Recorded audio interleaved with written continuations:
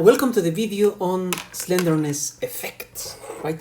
And today it's where we learn a little bit more about p delta effects and second order effects, and then maybe you have had a bit of an introduction in 374 for still members, but we will study the fundamentals again, right? It's never too late, it's never too early, it's never too much to learn about p delta effects. So before we go into the into our chapter, I would like to have some freestyle engineering here with you. So consider the case in which we have a column, right? A column, and in this column, right? Maybe it has a rectangular cross section, right? Who knows, right? But here is the center of gravity of it. Right, passes right through the center of the column, and this column is going to be it's supported right laterally, right, by the slabs or by the other element, right? Maybe it's a group of beams, right, or a node, and this column is going to be subjected to an axial load, right? Now the axial load is going to have a bit of an eccentricity, right, here and here, right? It's the same eccentricity top and bottom, right? So between the center of gravity of the column and the point of application of the force, you have an eccentricity E, right? So I have this column and I want to examine what this column is feeling. Now, if we stick with what we have, what we learned in the short column topic, right? We would take our load, or we would take our cross section, and we would say something like this. Well, this column, right, it's experiencing a moment coming this way, right, equal to P times E, in an axial load at the very center, right? We transport that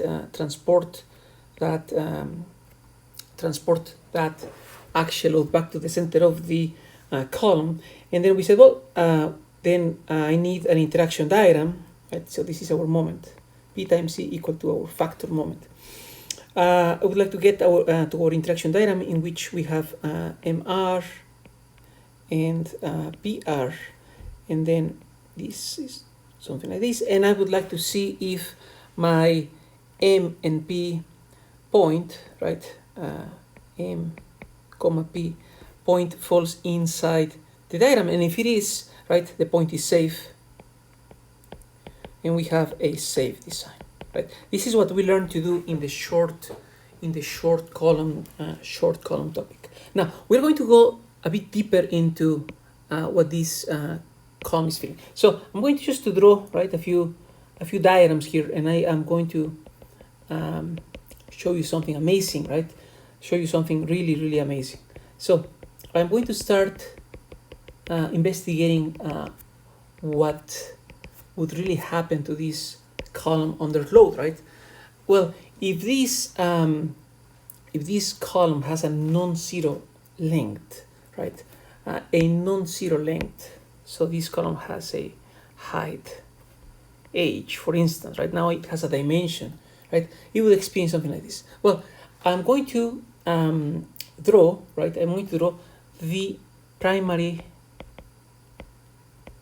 right? What I'm going to call as the primary moment, right? Now, this moment is the one caused by the initial loads, right? So this diagram is going to look like this, right? Primary moment.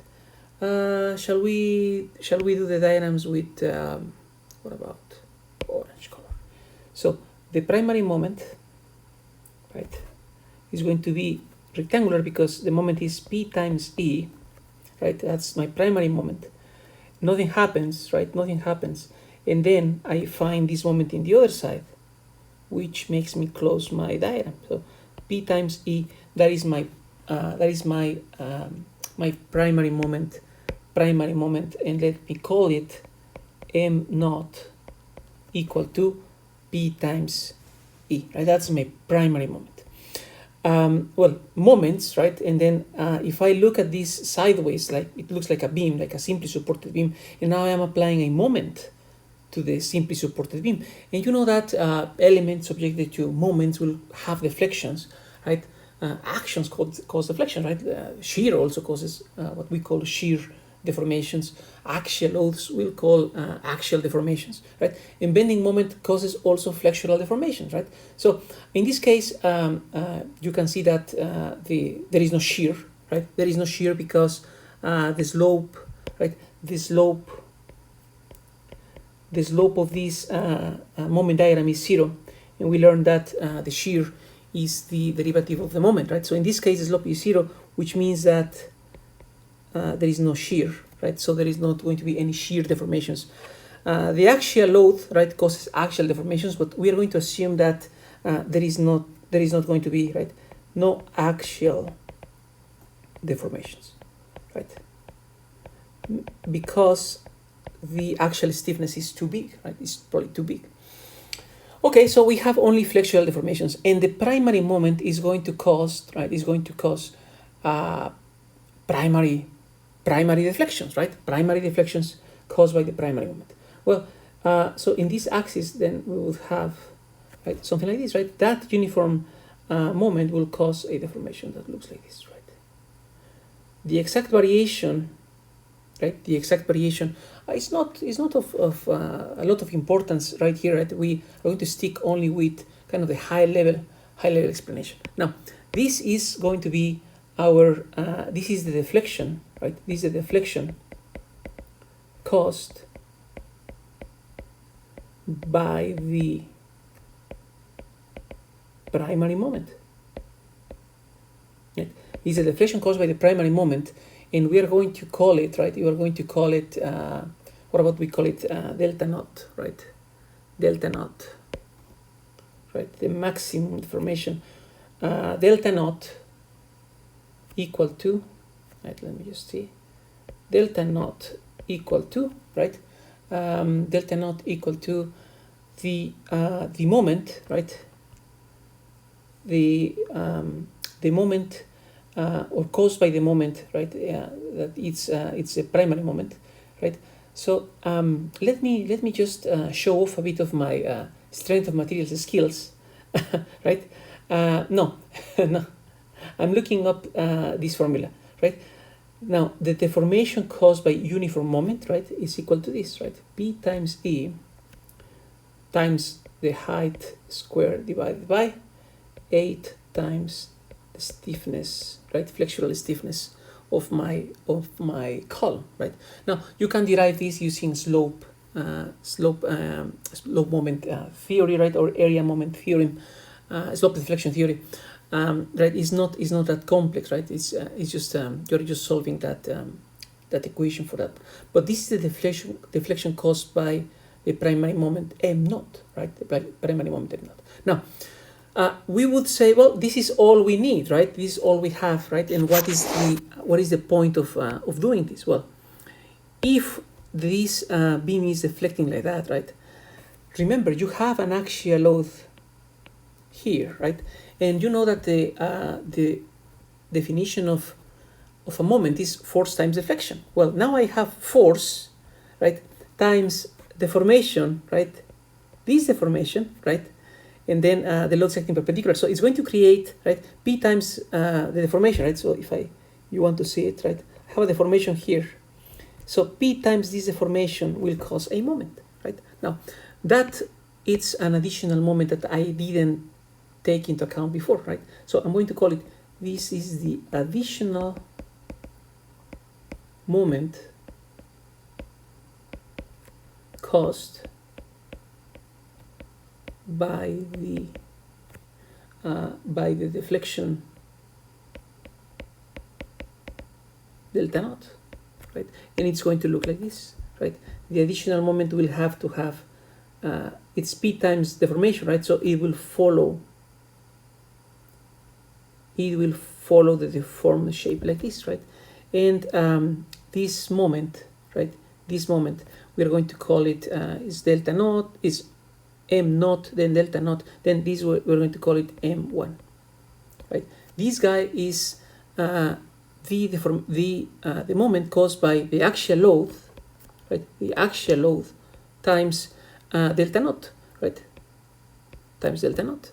Now, I have now a bit more moment that will cause, wait for it, right?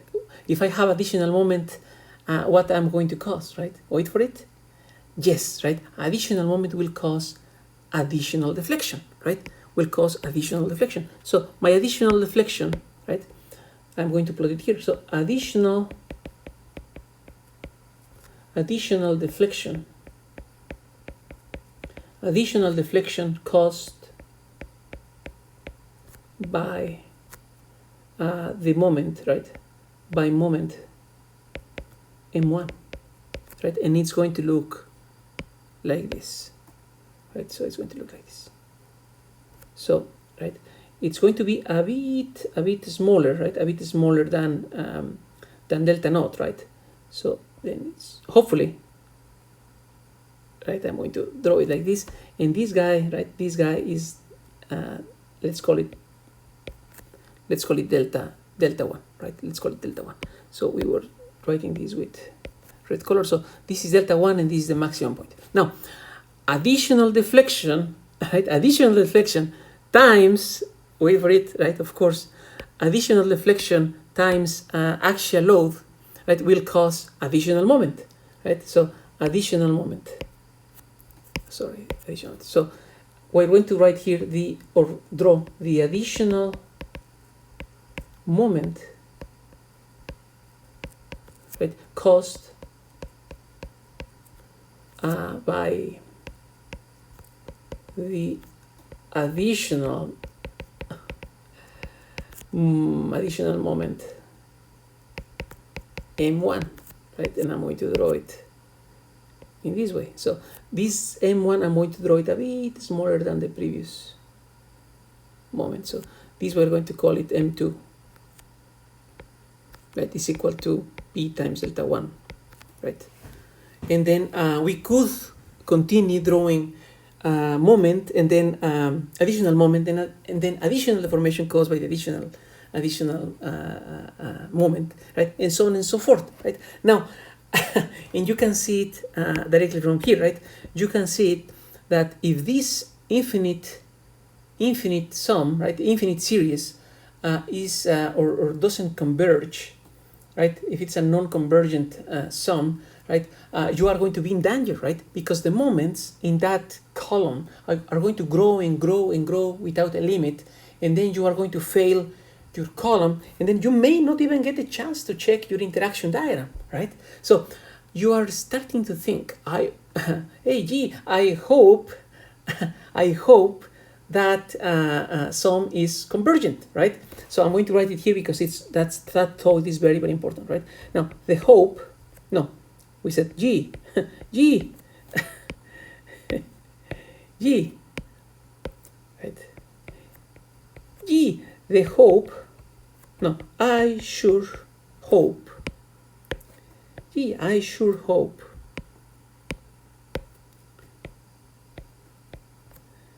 that m1, right, mi, let's call it, and delta I, right, the next values, right? I hope they become smaller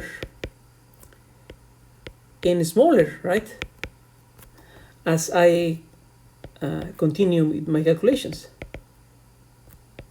right? That's my hope. That's my hope, because, right, if it doesn't happen, then you are not going to be, your column will blow up, right? Your column will blow up. So if you wanted to, right, let's say convergence, right?